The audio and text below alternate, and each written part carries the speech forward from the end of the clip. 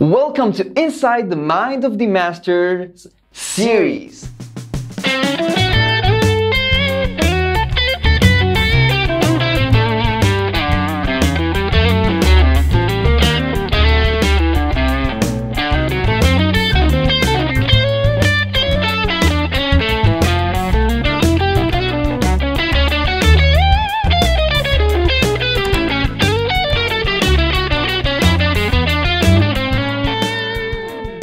So this episode is dedicated to two of my biggest inspirations in music, starting off with guitar legend Frank Gambale, whose music and guitar playing has influenced now generations of guitar players and musicians. Now my favorite part about Frank's playing is of course his amazing technique and sweep picking that we all know, but what I really enjoy about his playing is his appreciation and acknowledgement of the blues and how he brings the fusion sides into the blues. The second master I want to dedicate this episode to is Mr. Rick Beato, whose content and contribution has inspired me to create this YouTube channel. Rick is not only an amazing interviewer, guitar teacher, musician, guitar player, but also an amazing human being who supports the musicians and community around him. Without Rick, this channel would probably not exist. Now, about a year ago, Rick interviewed Frank about his playing and music, and that's where Frank talked about the blues and demonstrated this blues in A. The two talked about how to spice up the blues and how to take a standard 1-4-5 blues and make it a more fusiony sound. So they talked about some extension chords and about some scales, and then Rick asked Frank to demonstrate, like, can you give us a demonstration of how you would approach spicing up the blues? So Frank said sure, and he played this beautiful solo over an A shuffle blues. And that first chorus is what we're going to look on today. Now it's worth mentioning that Frank played that solo without any accompaniment. There was no chords in the background, it was just him and the guitar. So I made the backing track, a shuffly backing track, and adapted what he played in free time into a shuffly groove. Alright, enough talk, let's play. Alright, so starting off with the first note, this is an approach to the third of A. This is the first lick, and I see it as part of the first inversion of A. Here's A, first inversion triad, and Frank is playing kind of like an embellishment of that triad, using a chromatic step into the third, and then the 5 of the chord, the 6 of the chord, and the root. So we get this phrase. Then beautifully sliding to the same note on the upper string, we get this lick. Classic blues, right? And then from the pentatonic scale, using that sharp 9 note, since we are on an A7 chord, this is the sharp 9. So we get, this is beautiful. Then we have on the D7, we have this beautiful phrase. Woo, this is beautiful. This is going to the third with a slide from the sharp 9, or just a chromatic, you know. Just like an approach that makes everything more tasteful. Then you have the 5 of the chord, the 6 sliding to the 7, and you get this beautiful phrase, and then he resolves this to the pentatonic scale. So we have then beautiful pentatonic lick. Might be doing a slight bend over there. 7 of the chord. Beautiful slide to the 4 of the pentatonic. So, alright, so far we have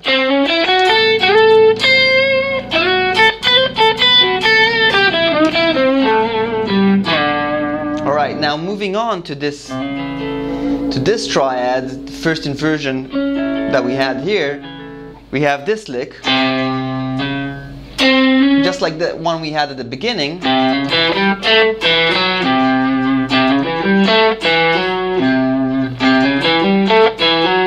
So this is like an approach, the third of the chord, then the 5 of the chord, the 7 of the chord, the root, 5, 6 of the chord, the beautiful bluesy 6, and then we have a slide to the 3rd. So far we have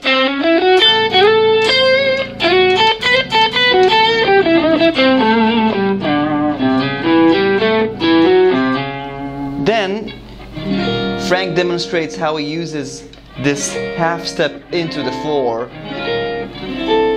on the blues, and he also embellishes that when he improvises melodically using this. So this is the 7 of the chord, this is the 9 of the chord, the 3rd.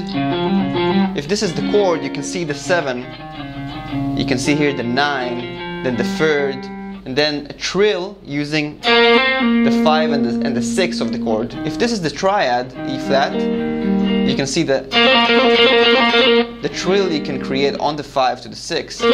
So we have this lick, then back to A. So far we have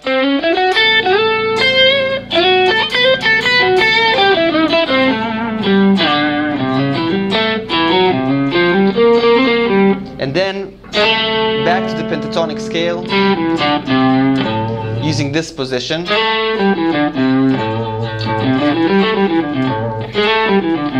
And now here comes a beautiful part. The diminished chord, the flat 5 of the jazz blues, is embellished by a half step below and then arpeggiating the minor thirds.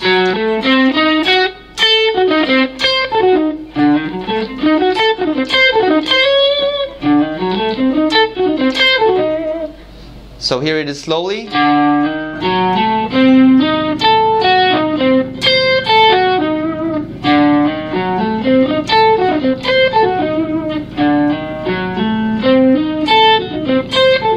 The diminished scale is just beautiful, and you can always combine that scale in your pentatonics.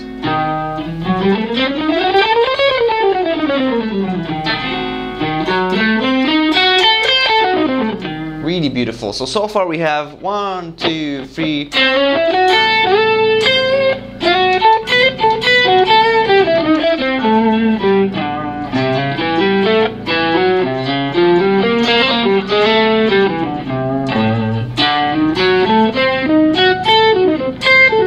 You might be doing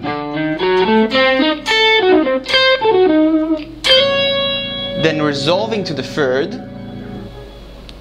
We have, you can see the triad of A over here. We have this lick on it. Really beautiful.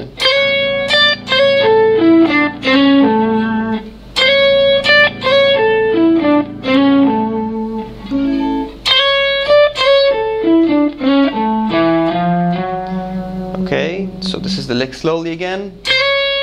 Sliding into the 3rd. Going to the 4th of the chord, sliding from the sharp 9 to the 3rd.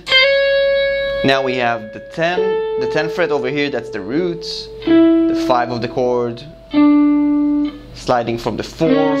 And it's all resolution, tension and resolution, you know? Really beautifully played. Now, the 5 of 2 on the blues, 5 altered. Now we have this.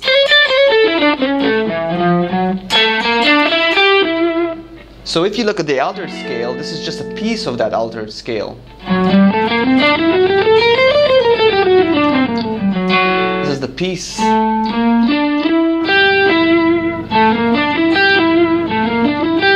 It's the sharp 9 to the 3rd, then we have the 6, 7, flat 9. You know, always learn from these solos how you can implement them by recognizing the numbers, the melodic numbers.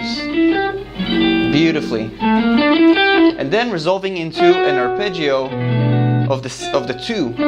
That's B minor. So we have,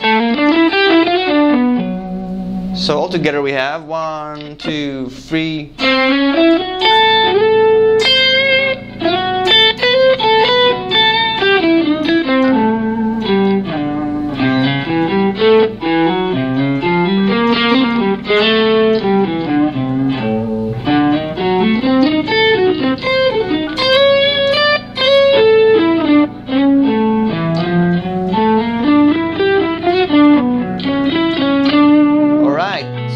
We have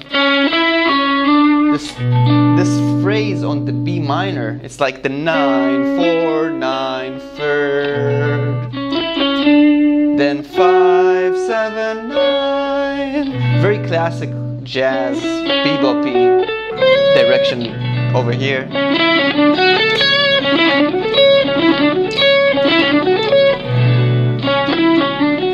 Then sliding into the sharp 9 of E, give us the 5 of 1. If you see this Hendrix voicing, it's the altered scale voicing. Now this is where it gets like a little more advanced and even more interesting. What we have over here is an embellishment of the diminished scale.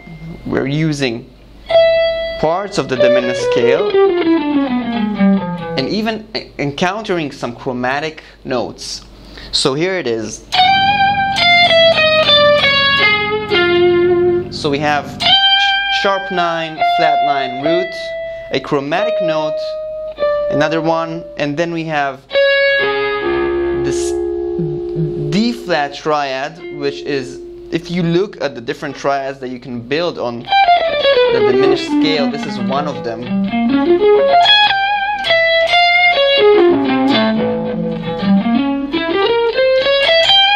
Alright, so we have,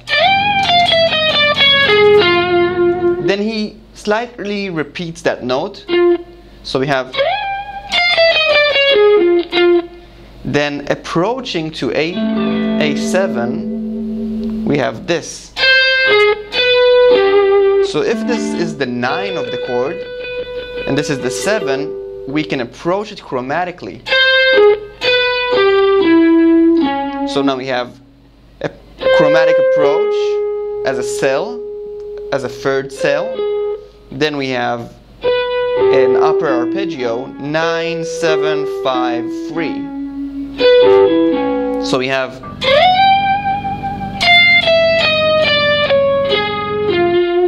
again,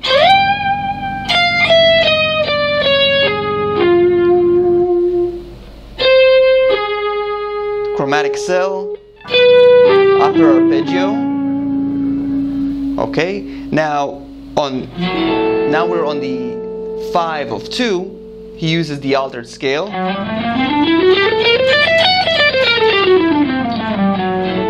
And he uses this pattern.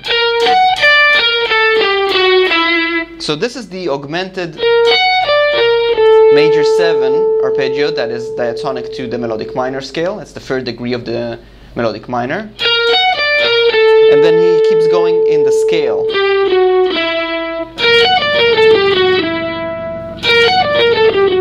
Now we have this little pedal point kind of phrase, which is just brilliant in my opinion.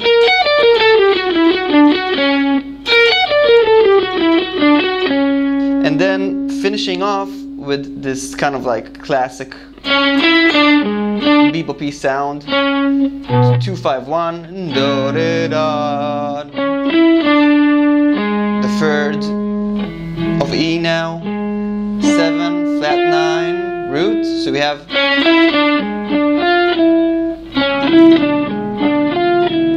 then we have the 7 and sliding back to where we started. Then we play everything from the sharp 9 part.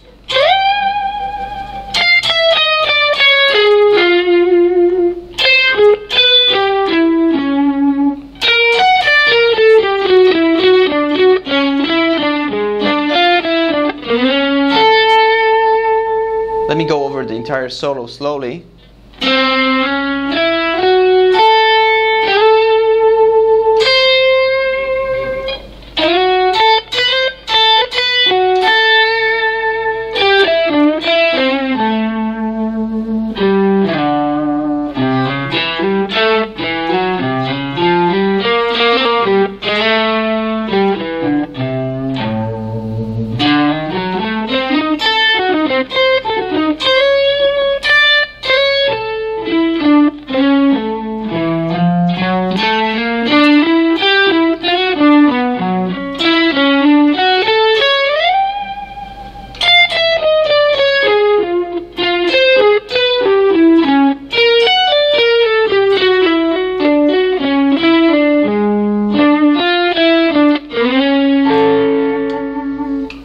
Absolutely beautiful work, Frank.